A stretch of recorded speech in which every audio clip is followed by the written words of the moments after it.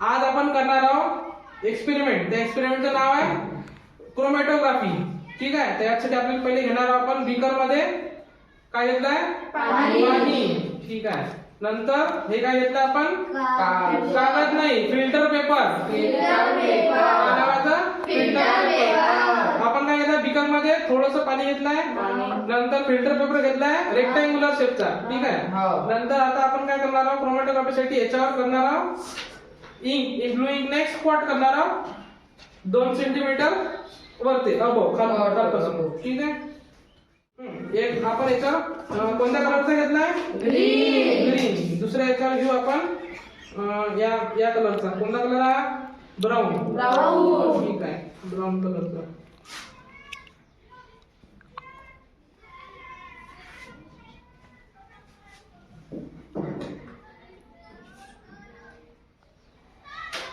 एकामध्ये आपण घेतलाय ब्राऊन कलरचा, एकामध्ये घेतला आपण ग्रीन कलरचा.